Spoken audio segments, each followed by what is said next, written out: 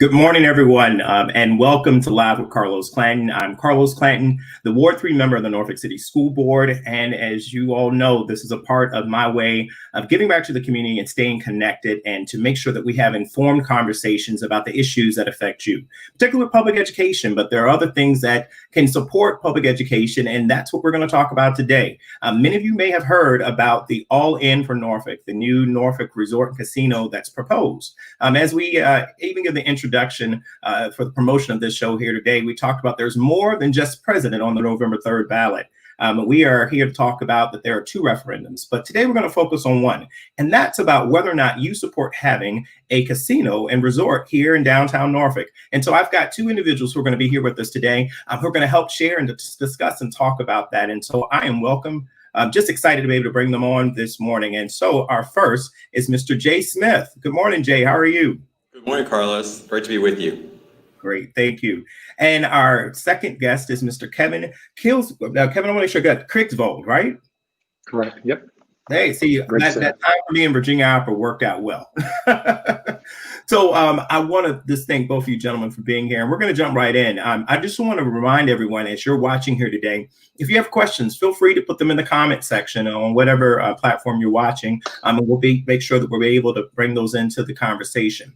Also, I've got a survey that's out there today, and if you're watching this live or even in the replay, I encourage you to go ahead and take an opportunity to participate in that. And you can go to Slido, that's SLIDO.com, and enter the code dash 89778. Put that in, and it'll put you right in the survey. And the survey is just simply this: are you all in for the Norfolk Casino? It's anonymous. You don't have to give your name. You just have to click yes, no, or are you still undecided? But most importantly, I want to make sure that when November 3rd comes around, and that we're voting for president, we're voting for our congressional member, we're voting for our senator. But there are two referendums on that ballot as well. And we want to make sure that you completely fill that out. One of them is about the Norfolk Casino, and the other one talks about redistricting. And I'm going to come back and have a separate show about that to talk about that and how that affects you. So I just want to jump right in here. And gentlemen, so I'm going to start with you, Jay. So why don't you introduce yourself and your role with the Norfolk Resort and Casino Project? Sure. I'm Jay Smith. I've been working with the Pamunkey Indian Tribe for about 2 years. I serve as spokesman for the Norfolk Resort and Casino, which, as you mentioned, is proposed on the November 3rd ballot. And really, my role is to help inform the public. We believe a good voter is an informed voter. And so my job in particular is to make sure that the citizens of Norfolk understand what the project's all about, what it means to the community, and just as importantly, answer their questions. Great. And so, Kevin, I'm going to pose the same question to you. So my name is Kevin Krigsvold. So I'm a tribal member. I grew up on the reservation, but I moved to Norfolk in the late 80s when I attended Old Dominion University, and I fell in love with Norfolk, and I've been here with the exception of 4 short years when I met my wife and moved away. But other than that, we've moved back to Norfolk, and we've been here. I've been here since the late 80s for the most part. So I love this area, and I just love the fact that I grew up on the reservation, but I also love Norfolk equally as much. Great. And Kevin, you mentioned that you're a member of the tribe. So who are the Pamunkey Indians, Indian tribe? Right. So, a lot of times people hear the word Pamunkey and it's something that doesn't really resonate with them. But for all of us who have gone back in history and you think about the things you learned back in school. So when you heard about the English arriving in 1607, one of the first tribes they met were the Pamunkey Tribe. Mm-hmm. Our leader, who we were the most dominant tribe of the region. Our leader was the Powhatan, perhaps the most famous and one of the most famous Indians anyway in American history. Pocahontas is a Pamunkey Indian as well. There are throughout history, if you go look at Bacon's Rebellion, if you look at the Revolutionary War, the Civil War, you'll see fingerprints of Pamunkey Indians throughout history. So we've been in this area for thousands of years. We predominantly on the reservation now. We were put in the reservation in 1676 with the Treaty of Middle Plantation. But we've been here in Virginia for thousands of years. Wow. I've got another lesson there. I mean, I love Virginia history, love U.S. history, and I knew the name sounded familiar, but it's not like what you hear with like Cherokee Nation and all these other things there. But to know that that tribe is really locally connected and a part of Virginia's history, that's great. So, gentlemen, you guys have a great video that's out there that really kind of gives an overview, and I want to share that with the community who may not have seen that. And then once we've seen that, we're going to come back and have some follow-up questions and allow you to be able to elaborate on some things. All right? Great.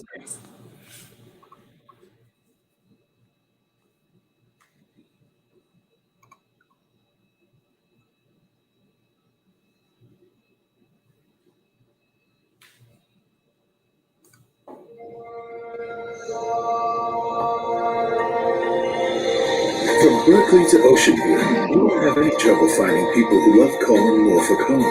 It's about community, it's about opportunity, and it's about growth.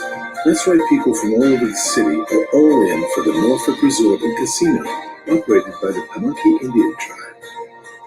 It's more than a world-class vacation destination right here at home. It's a generational opportunity to create not just jobs, but careers. We will deliver millions of dollars for public schools and make Norfolk a leading tourist destination in the mid-Atlantic region. Along the banks of the beautiful Elizabeth River, this towering 300-plus room resort and casino with modern architecture will be a jewel of the Norfolk skyline. The project represents the largest private investment in the city's history, with no government tax breaks or subsidies for the development. Fun, a world-class experience. Norfolk residents and visitors will have access to gaming, an entertainment venue, and restaurants, all right downtown. The Norfolk Resort and Casino will be transformative for downtown. With 2,500 permanent jobs, it will be the 5th largest private employer in Norfolk, and will create an immediate jolt of energy for local businesses, who will be needed to service a surge of visitors and residents attracted to the waterfront. And the best part is, this project has benefits for everyone. Virginia schools will immediately benefit from it, with an estimated additional $50 million per year in education funding. And with more than $30 million per year in tax revenue for the City of Norfolk, everything you already love about the city is about to get strengthened.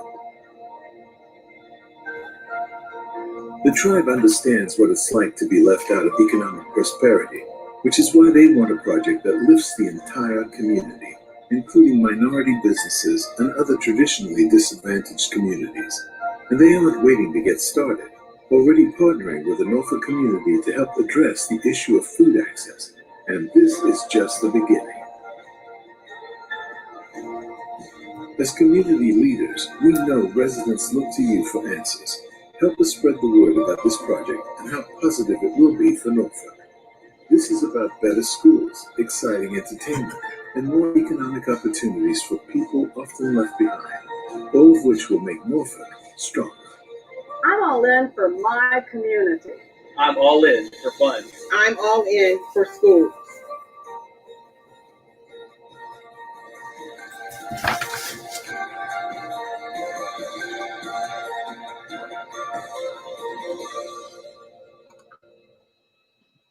Great. Great. Great video giving a highlight and overview of the project. So how and why did the idea of a resort come up, and why Norfolk? Well, I'll start that. The federal government really recognizes that tribes have needs. They have need for economic opportunity, for better access to jobs, better access to education, better access to healthcare. And so when the Pamunkey Tribe became federally recognized, with that became the ability to do gaming. And that was even before Virginia had legalized casinos in Virginia. So at that point, they started to think about, is this an opportunity that we could use to help better the tribe, but also improve, the community in which we would operate? And so that's when the idea of a casino really first came about. Since that time, the state has legalized casinos. So you may know that there's consideration in Richmond and Portsmouth and other cities that are considering doing casinos as well. And the Pamunkey Tribe had teamed up with Norfolk and Norfolk seemed receptive to the idea, and that's how we ended up where we are today. Wow. And I know that the location of the actual project is, I guess, right next to Harbor Park. I guess in between Harbor Park, the Amtrak station, I guess, over there. Yeah, we are right next to Harbor Park. It's really in a vacant lot, an abandoned pier. There's no buildings that, there's no businesses or homes being displaced. It really is an area of the city that the city has been looking to have developed, to do something with. It's a great piece of property right there on the Elizabeth River.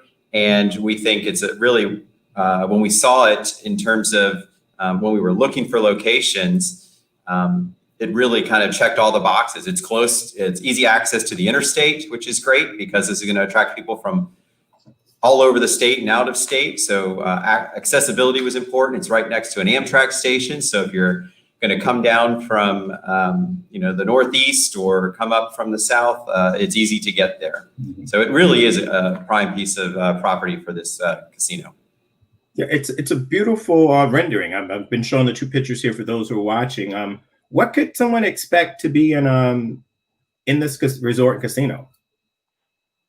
Sure. Well, it's going to have a lot of amenities of what you would expect from really a four-diamond hotel. So it would have a spa, pool, or multiple pools, indoor and outdoor pool, restaurants, 5 to 7 restaurants, as well as more casual eating places inside. And really, it will have probably about 300 hotel rooms. So that'll give you kind of the idea of the scale of it. It's a $500 million investment paid for by the developer, the tribe. And of course, it will have a casino floor as well, much like you would expect. People, because we don't have casinos in Virginia, a lot of people aren't really familiar with that. But it really is more typical to what you would expect of a casino in like Las Vegas. So there will be blackjack, table games like roulette, craps games, things like that. Great. Any entertainment? I mean, you said like Las Vegas, so I'm quite sure. Yeah, no, you're there's a headline. We're bringing that up, Carlos. We will have an entertainment venue. Okay. A lot of people who go to casinos, they really aren't interested in gambling. I'm somebody who I'm not really interested in gambling, but I have been to Las Vegas for an event. And what I was more interested in is going to see a concert or going to see a show. And so a lot of casinos will have an entertainment venue attached to the facility, as we will. And we're going to attract talent, both local talent, but also talent from across the country that we could bring in that guests could enjoy, because there really is so much more to a resort and casino than the gaming. And that's part of what makes it such an attraction to bringing in tourists, because people don't just come and go into the casino and not leave those walls. A family may come into Norfolk and, the wife may decide, hey, I really want to spend some time at a slot machine for a couple hours. And the husband may say, I'm going to take the kids out and we're going to go explore down by the waterfront. We're going to go get ice cream with the kids, that kind of thing, or go see a show. And so we really want to be able to provide, to make it a destination attraction, we really need to have other things than just gaming. That's what makes it successful. And so that's a huge part of what we're doing. So we'll have an entertainment venue as well. And you can go to shows there, even if you're not staying at the hotel or staying at the resort. Definitely. So about how long would this project take to complete if we move forward? Sure. Well, the tribe is already doing some work to, do some site planning, do some architectural planning, things like that. And we're going to begin work, you could see very shortly, right after, if on November 3rd this passes, you'll see not construction, we have to do building permits and things like that. But we're looking to get started right away. And the timeline for construction is expected to be about 18 to 24 months for completion. Great. And so I know a resident taxpayer, many times you hear about projects that come in. I think our last major hotel project we had in the city of Norfolk had a lot of incentives that were paid out. And so I guess my question to you here is that are you receiving any state or even local tax incentives or government grants to do this project? You know, that's probably the most popular question that I get asked. You know, you think about like an Amazon headquarters too that they were looking for, and cities and states will bend over backwards to throw money, tax breaks at a developer to attract them. And the reason they do that is because they want the jobs. They know that's going to not just help that development, but the development around it, help the people, the communities that live around those developments to have job opportunities and access to other things that they wouldn't otherwise get. This project is very different. There is not one single tax incentive given to the developer. There are no tax breaks. When it comes to the property is city owned currently. And the city, the tribe is paying full market value for the property. So they're not being given property, not being given tax breaks or anything from not just the city, but the state as well. This is $500 million of private investment coming into the city of Norfolk. Wow. So no tax incentives, no grant money. This is all money coming from the developers, which are the Pamunkey Tribe. Yeah.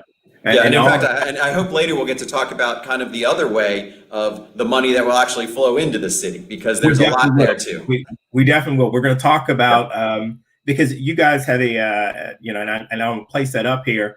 There's a website, allinnorfolk.com, where individuals can actually get one-pagers and information and see the video. And I definitely encourage individuals to go back and follow up. Oftentimes we get these elections that come around and people forget that there's referendums there. We know that the city council has taken a vote and essentially decided to place it into the hands of the citizens of Norfolk, and to make your voices heard on November 3rd. And I just want to be able to highlight, because you hear so many different things out there and you want to be able to ask the questions. So if you're watching, we want you to encourage you to ask questions, but we're going to try to fill in some of the blanks here. There's only so much you can put into a 2-minute video that really covers the outline. And so we're going to try to cover some of that. And so one of those things is a lot of people want to know about jobs. And I know that that's one of the things that you point out. You state that this project's going to bring in about approximately 2,500 ongoing full-time jobs and about 2,000 plus construction jobs. Can you elaborate for those who may be watching? What are some of those full-time jobs? What do they look like? Is there training and any certifications that might even be needed for those? Sure, absolutely. The tribe really wants to make sure that the workforce reflects the community. So in fact, just this past week, the tribe announced they're hiring an outreach program to minority communities. And the tribe is pledging, their plan is to have 90% of the workforce be local. And what that means is 90% of our workforce will be from Norfolk or the adjacent localities. And also part of that commitment is 50% of the workforce will be from minority communities.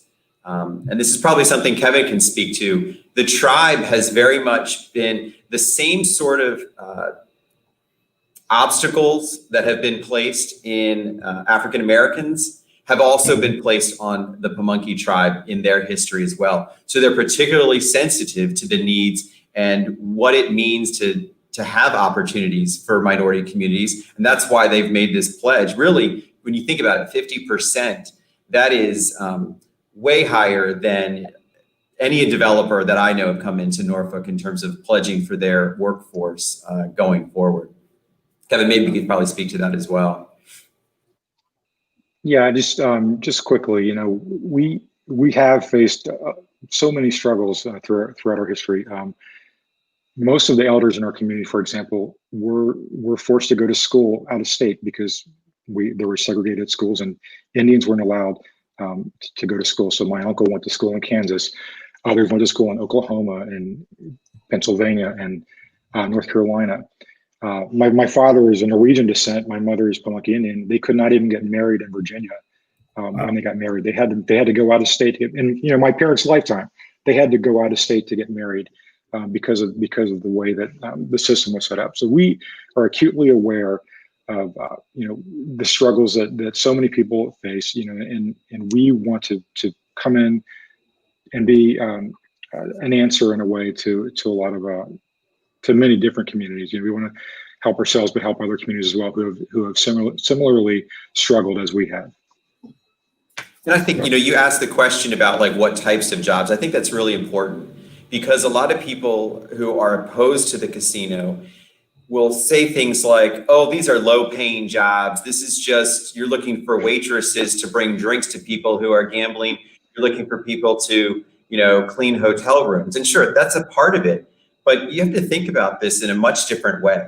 This is a casino is a complex business operation. You think about the IT security needs, the accounting, the marketing, the human resources department. These aren't jobs.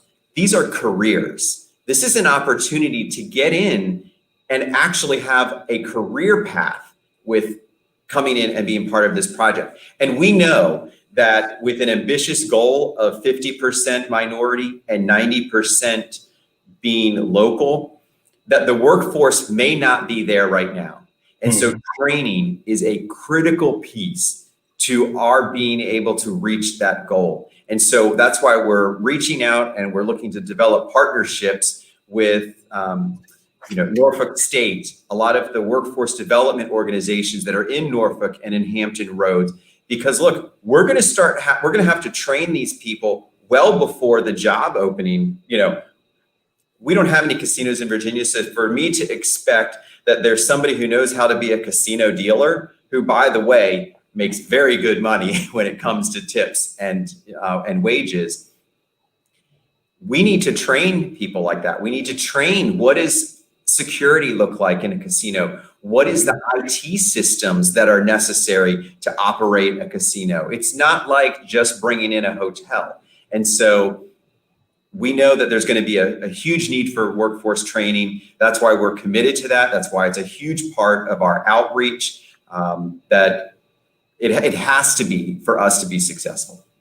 Definitely.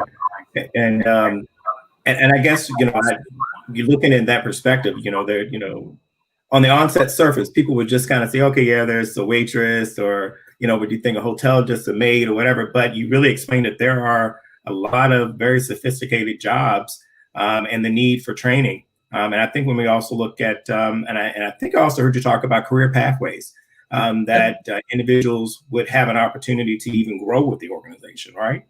Absolutely. And we want the workforce, when we talk about reflecting what the community looks like. I'm talking about from the person that greets you, that when you check in at that hotel desk, all the way to executive management suites.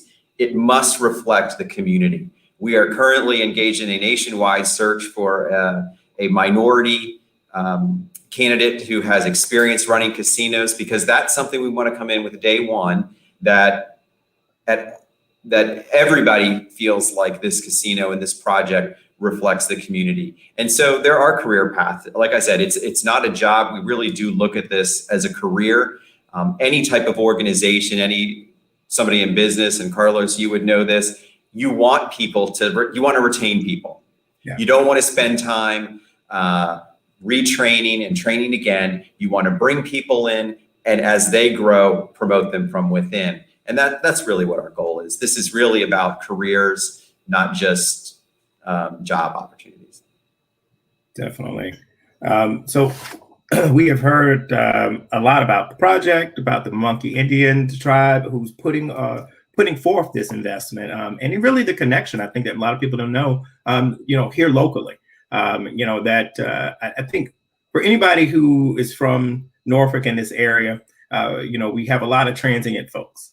And so, I know for folks who are true Norfolkians who are here and who've been here for years, you kind of feel a certain way when people talk about your community. They talk, oh, there's nothing to do, or, and I hear from so many young millennials and ex-millennials now that are coming in that, there's not a whole lot. So when you think about this element here, how will this help reshape Norfolk, and I guess the vibrant waterline and what's happening downtown? And then I also throw on the back end of that, How will this project be different from what people may have seen in Las Vegas or even Atlantic City?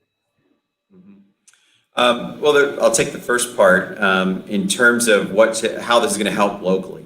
This project is expected to bring 6.2 million visitors a year. That's every single year. And unlike, there's some gaming that goes on right now, the historic racing, kind of the quasi slot machine type thing that goes on that either you see in like 7-Elevens or there's a couple establishments in that area and in Richmond that have that really draw really locally. What this is, because it has other amenities to it, and it's a place you could go for a 2 to 3 day getaway, it's really going to bring in people from all over Virginia and even from beyond Virginia. So when we're bringing 6.2 million people to the casino, they don't stay there. They're going to go out and support the local community and the businesses that are in the area. They're going to really support the other tourist attractions. And when you think about it, with COVID in particular, the industry that has probably suffered the most are those that are dependent on tourists, restaurants, hotels, the tourist attractions that are down there, the souvenir shops that you would go to in Norfolk to get some mermaid logos, whatever you want to take back. Those are the businesses that are really going to be helped by a project like this and the people that we're bringing in. Now, sure, it's a year and a half to 2 years away from coming into fruition, but I've talked to them. They're ready for that boost. They're going to need that economic boost when when COVID finally goes away, we get a cure, we kind of return to normal. It's really going to be perfect timing, I think. This is really, Norfolk needs this now probably more than we knew a year ago. Definitely. So for those who may be joining, again, I'm Carlos Clanton. I'm the Ward 3 member of the Norfolk City School Board. You all know this is Live with Carlos Clanton. I try to have informative discussions and to bring individuals on. And in my respect, everything is connected to education, workforce development, training, everything. So we have representatives here from the All In for Norfolk campaign that you all are probably seeing, and about the Norfolk referendum that will be on the ballot November 3rd regarding the Norfolk Resort and Casino that's being proposed here in the city. And so we're asking questions. We're trying to dig down and get a little bit additional explanation around the opportunities that are there. And I'm excited to have with us to date, we've got Jay Smith and we've got Mr. Kevin Krigsvold with the Pamunkey Tribe. So we're going to continue to go on. And if you're joining us, I ask you to participate in our poll. We have a poll that's out there. And you can actually provide information back to us. This is real simple. Are you all in for the casino? Yes, no, or you're still undecided? I wanted to do this here today because I wanted to provide you with additional information so that you are an informed voter when you go in to cast your ballot. We're already started early voting. We started that as early as the 18th of September. And so people are casting their ballots today. And you may not be aware that on that backside of that ballot is additional information regarding this item here. So we're going to continue on, and I've with my guest here, and I want to get into the community component of this. You mentioned providing community support in some of your marketing, and there's people who are supportive, and then you have that element of people who are not so, and they're skeptical. And you mentioned a casino and a resort in that element. You talk also about funding for flood resiliency and other community programs. In what ways have you been currently supporting the city of Norfolk, or you anticipate to support the city and its community? Yeah, Kevin, I'll let you take the food part, and then I'll hit the resiliency, the flood part, if you want. Right. So one of the things we've been doing is we've been donating money to food pantries, and what a lot of people don't understand is that because of COVID, roughly about 50% of the food pantries in the city of Norfolk have closed. So there are huge swaths of people who have been going hungry. So what the tribe has done is we've stepped in and we've started providing funding to many of the pantries that remain open. And I have to tell you, it's one of the most gratifying things that I've done in years. And not just because we get to go there and we get to actually do something that's going to change people's lives. To date, the tribe has helped to feed thousands of people in Norfolk, thousands of people who would have otherwise gone hungry or not had enough food to eat. have been helped through our efforts. And I just do want to mention this point that irrespective of how you think about, of what you think about the tribe or anything like that, for people watching, there are food pantries out there right now that are in desperate need of donations and of volunteers. So if you have some time, reach out to your local food pantry and see how you can help, because it's incredibly gratifying to go into a situation and know that you're actually helping people. And as far as the tribal connection goes, I can tell you why it's been so gratifying for me personally. You know, we've gone in and provided funding, and some of the comments that we get are, you know, somebody said to me, "Mr. Kevin, could you take down your mask? I want to see if you're an angel or an actual human," because they didn't have it, nobody else had been funding them at all, and we came in and did that.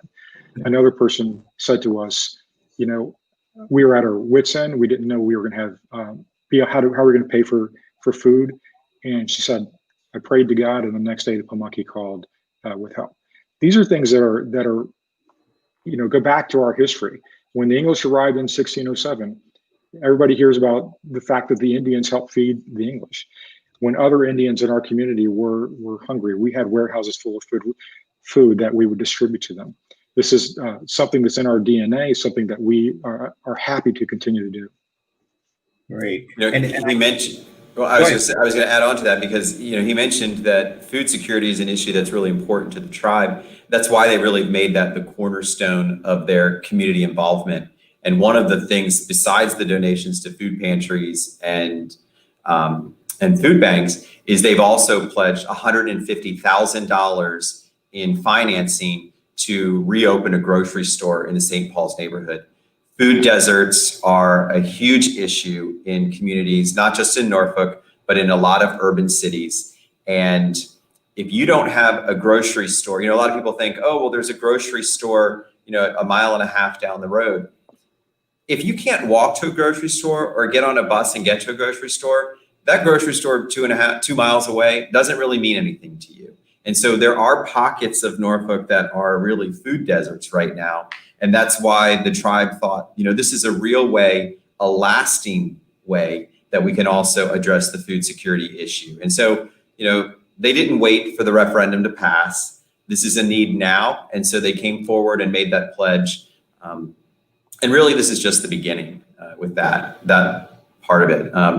So to pivot a little bit to the flood resiliency issue that you mentioned, as you mentioned, we're right on the Elizabeth River. We understand that flooding is an issue and a growing issue in Norfolk.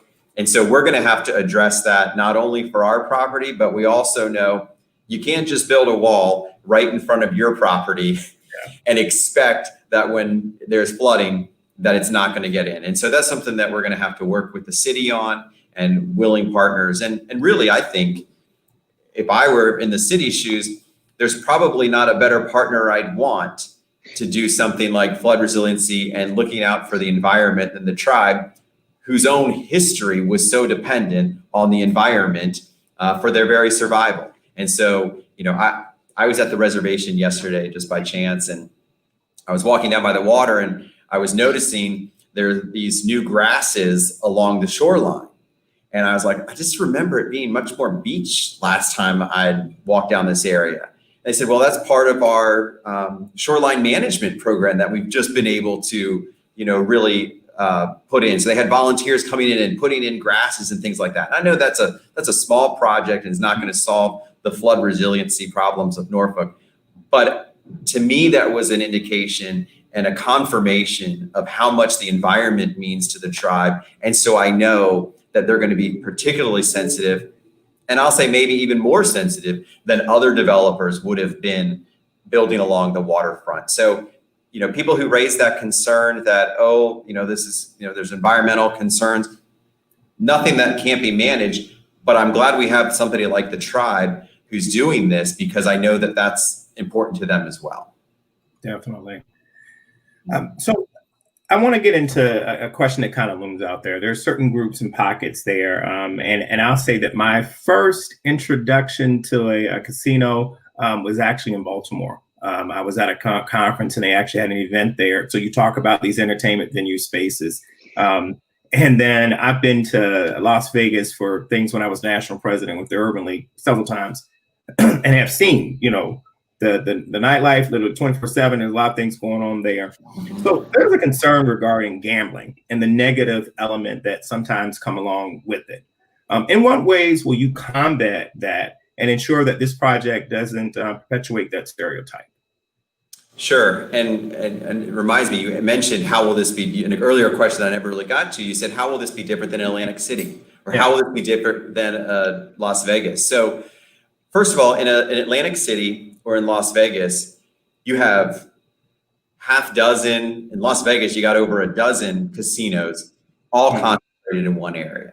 It really, the casino, I would say, defines Las Vegas. If I were to say Atlantic City or Las Vegas, I would bet that 9 out of 10 people would say back to me, the first thing that they think of is casinos.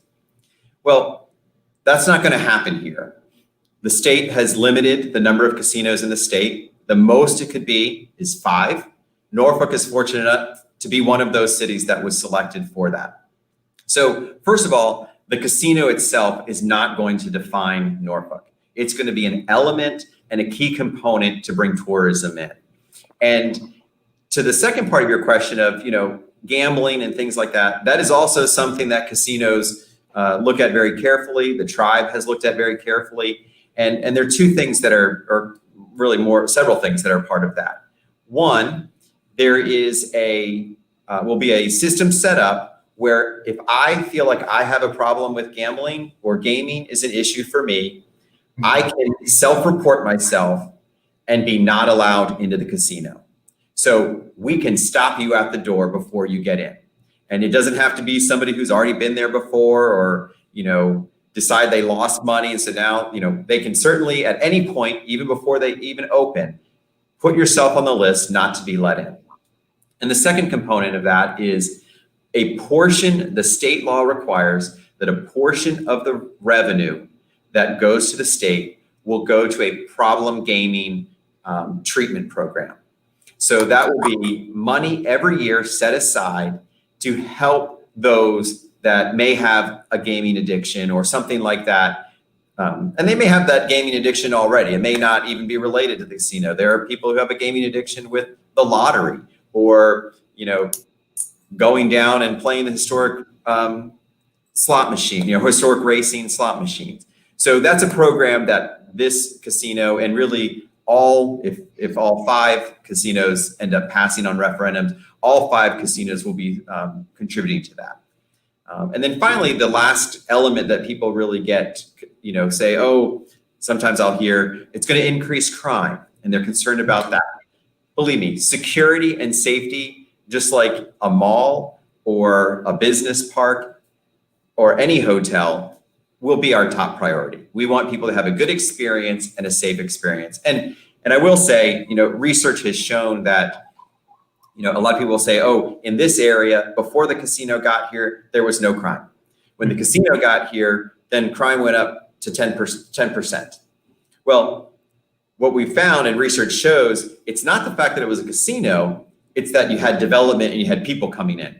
I can guarantee you there's nobody walking around the vacant lot in the pier right now where that site is. So of course there's zero crime on it. So it's a little misleading to say that casinos are the reason that crime increases when research often shows that anytime you have development, whether it be an arena or a mall, when you start bringing masses of people together, then there are crimes of opportunity that prop up there. So, but that's something that we're very mindful of. We're going to be looking at and watching very carefully and have a plan to make sure in partnership really with the local police force, the Norfolk Police Department, to make sure that it's a safe environment.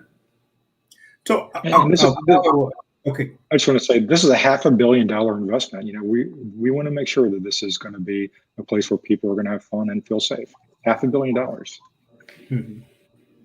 And so a follow up, and I guess in this respect, of course, we know Norfolk is home to the world's largest naval base. And so there may even be the question about, well, why would we bring a casino? And you think about the military, I know that from some friends with the military, In the past, there were like lists of do not go to car dealers because car dealerships were doing bad deals. How do you kind of combat that? When you think about, we are the world's largest naval base. There are a lot of military individuals here. Sure. And every individual is going to have to make their decision of whether this is a place that they want to go visit. And maybe they just want to go visit in order to go to a concert there and experience the other things that we have to offer. So I know, Kevin knows, the tribe knows that gaming isn't for everybody. And some people will choose not to go, play at the casino, or some may choose just because there's a casino there. They may not go to our spa, or may not go to one of our restaurants, or may not go to the steakhouse, or may not go to a concert. And that's certainly everybody's, choice to do so. But as a whole, we think that this is something that it's a great entertainment opportunity. It's a great way to attract people to Norfolk.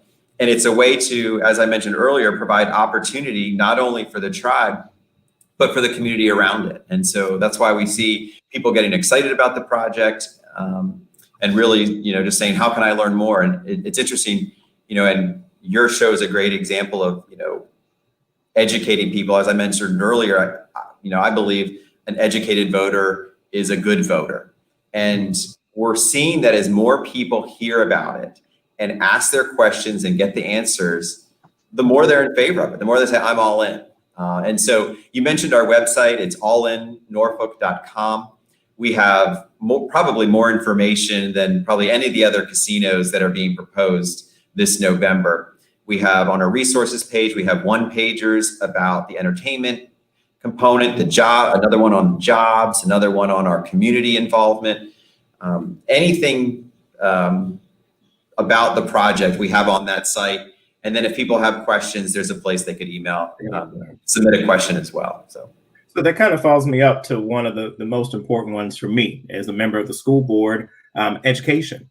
We know that several years back, the Virginia Lottery was created to support public education. And in many respects, this casino, the 5 casinos across the Commonwealth, and in retrospect, would also be there to support education. So in what ways will the Norfolk Resort and Casino Project support public education?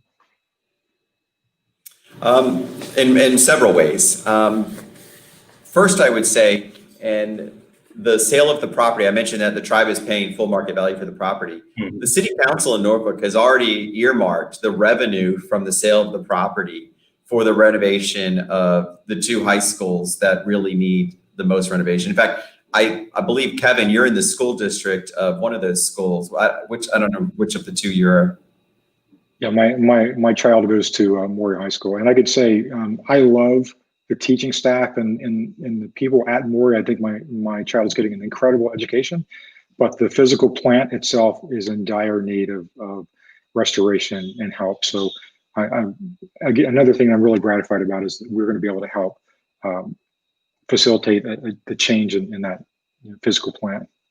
Yeah. Now that money that we're talking about from the sale, that's $10 million. That's not going to be enough to renovate both of those schools. We know that, but we got to start somewhere, and that's a great first start to get the design plans, the engineering going. But really, what's going to fund the schools in Norfolk is the fact that the casino will bring in north of more than $30 million every year to the city coffers. And that's money that the city council and the citizens, through their voice to their leaders, can say, I want money, some of this money, this $30 million, or they could choose all of it, to go to our school system and use that for renovations, new construction, teacher pay raises, laptops and computers, new technology to help bridge the digital divide between families, however the city wants to use it. So that's the second component, the 10 million from the sale of property, 30 million every year. And that's not even counting all of the taxes. That didn't even include the property taxes we're going to pay, which is more than 4 million more a year. And that's Jay, I'm going to pause on that one there. I want to continue this one, but I think that's important because I think I've heard some stuff in the respect, but that because this is a tribe casino or whatever else may be, that the city wasn't going to actually get any they wouldn't be eligible to get taxes or property tax or anything else in that. So yeah, I'm glad you brought that. There's a lot of confusion about that because before this General Assembly legalized casinos, that is absolutely true. The city and the tribe had said, well, we can open a tribal casino here. And instead of paying taxes, because you're right, a tribal casino doesn't pay property taxes. They do pay fees to the city because we would have it would have been tribal land, we would have had to pay for services. When the state legalized casinos, that went away. Okay. A new agreement was set with the city, and the tribe is just like a private developer.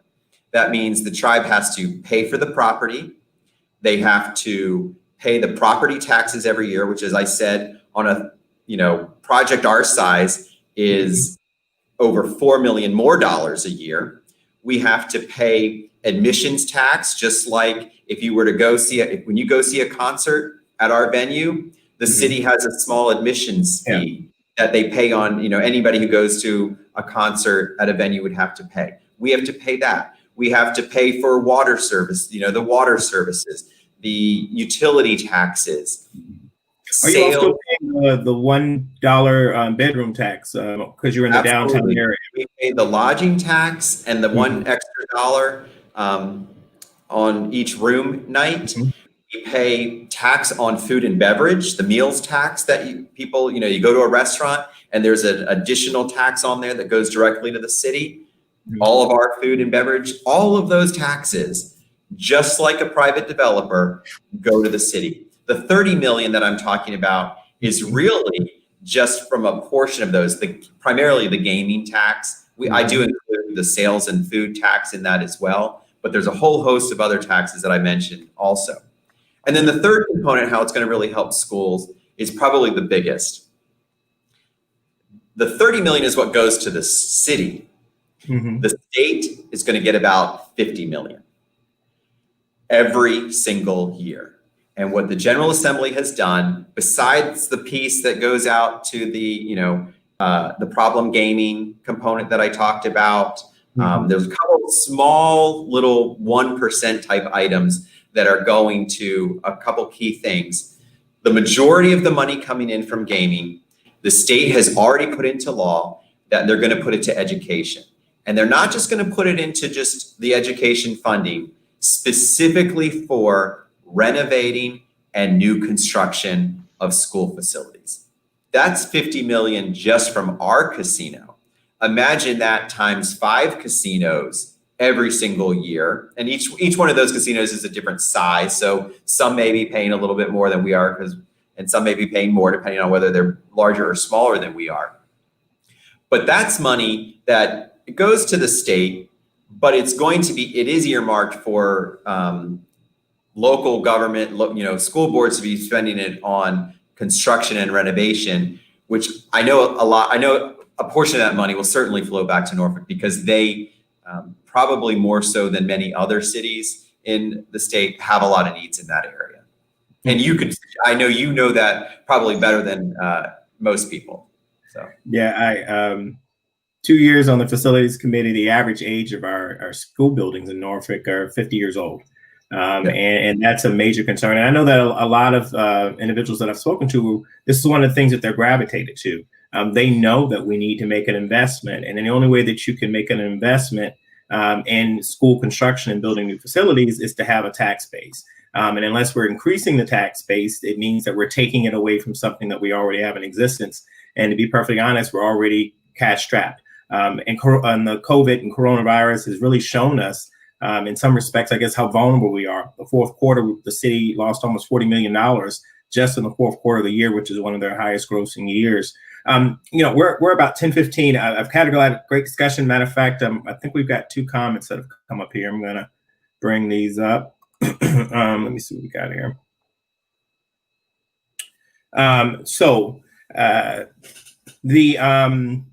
What we've got in the respect of our, when we talk about the tourism component, you talk about 6 million individuals to actually come within the city. I guess some folks have a lot of concerns in respect of the money that you're generating, the dollars that you're talking about there.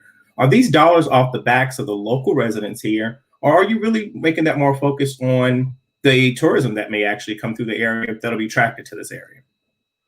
Yeah, we're really, in order for this to be successful, and we see happen with other casinos, is you really need to bring in new people. You can't sustain, locals coming to, they're not going to come and enjoy the spa and do gaming every Friday night. That just doesn't happen. Sure, occasionally there'll be a local person who says, hey, with a group of buddies, let's go out. Let's go watch the game next door. Hopefully next season the Tide will be playing again. Some baseball. They say, hey, let's go spend the afternoon at a baseball game and then go over to the steakhouse and have dinner and maybe spend an hour on the casino floor. That's certainly a typical, probably local person who might be there. But really, a local person doesn't need a hotel room. So if you think about it, the fact that we're building a 300-room hotel room means we know people are coming in from outside, beyond a 2-hour, 3-hour, distance that would be easy to drive back home. And so we really are, our marketing is going to be more outside of Norfolk than it is inside of Norfolk. We're about bringing people in, it's the marketing of people who at the airport, when people are coming in and getting off the plane, what's there to do in Norfolk, those kinds of things. So we're trying to bring people in. I think, another thing to keep in mind, when conventions are looking for, a trade association or a business organization is looking to have a convention. I think you mentioned you may have gone to, I don't know, it was Kevin or Carlos, one of you mentioned going to Las Vegas for a convention. Yeah. Conventions are looking for cities that have entertainment because they may have business meetings during the day.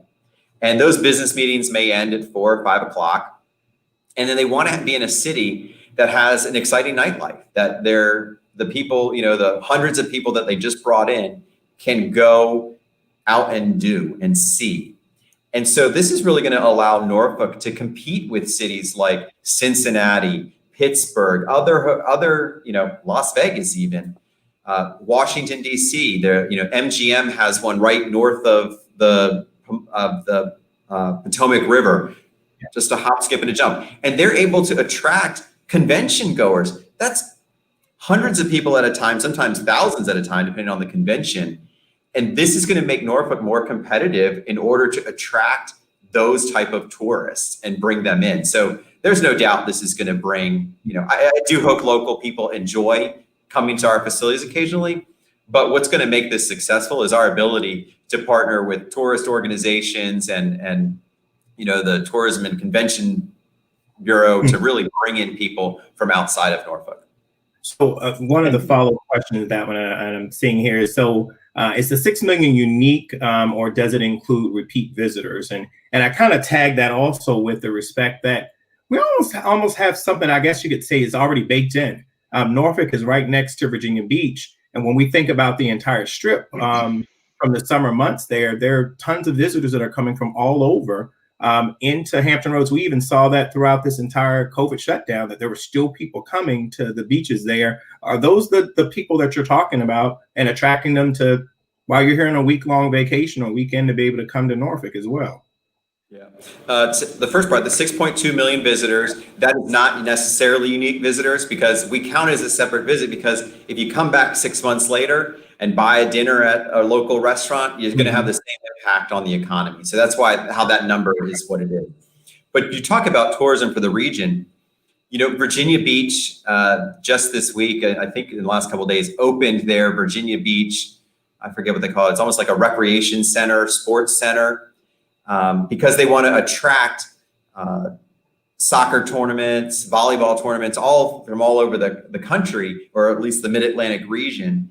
And when people come to, their child may have an event at that, they're going to be looking for something else to do. And if we can encourage them to drive all the way over to Norfolk, maybe to go to a concert or a show at our venue and, maybe not even go into the gaming facility. But if we can help bring people to Norfolk like that, Norfolk benefits, the whole region really benefits. I honestly would not be surprised, and I can't speak for the airport, but I would not be surprised that after, particularly if the Portsmouth Casino also passes and the Norfolk one also open, I think you're going to start to see more flights at the local airports, more cities that you can actually get to, because they're going to be really bringing in more people that hopefully are, even flying in for something like this. So I really do think this is going to have really widespread benefit, not just, at our site, but really throughout the region.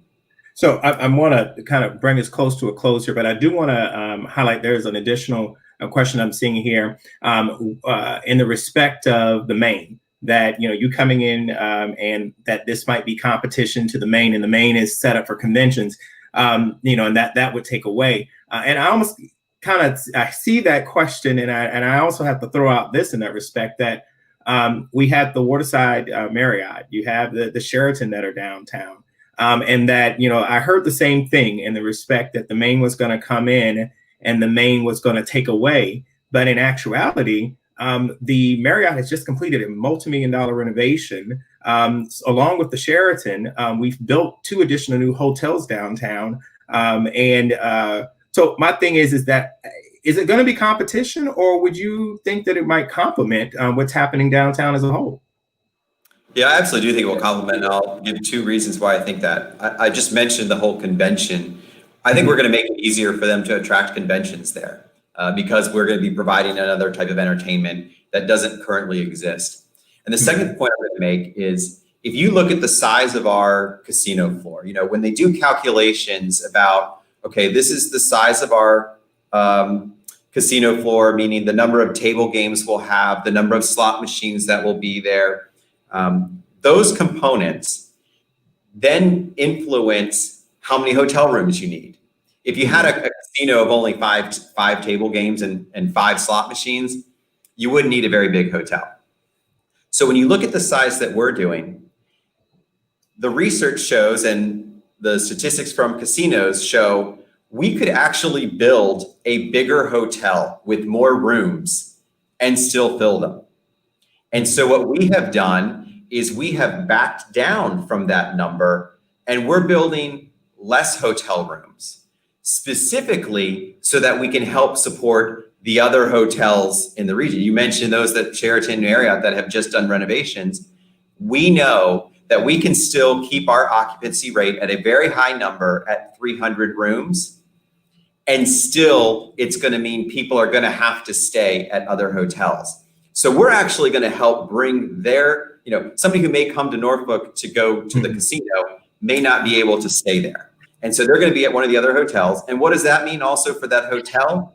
They're going to drive from that hotel to us, and they're going to pass by a restaurant, and they're going to go eat there. Or they're going to, on the way back from the show, back to their room, to their hotel room, they're going to take their family to go get ice cream, as a bedtime snack on their way back to their hotel at the Marriott. So that is actually going to help not just only those hotels, the fact that we're building a slightly smaller hotel than we could. It's also going to, I think, encourage people and that they're out in the community and driving by, something and saying, oh, Nauticus, what's that? Should we check that out tomorrow morning? That kind of thing. So, well, it really is a win, not just, it's a win-win for really the whole tourism industry, I think, in that region. Definitely. And so we're almost at that hour there. I'm going to allow an opportunity for you all to close out. And, how does Norfolk win big? If the individuals go and vote in favor of this, or they on November 3rd. Kevin, why don't you talk about what it means for you all, and then I'll close us out.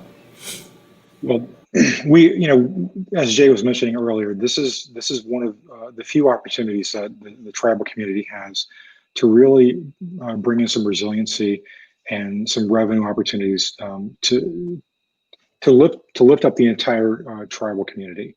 And as we lift up the entire tribal community, then we're going to lift up our neighbors and friends as well.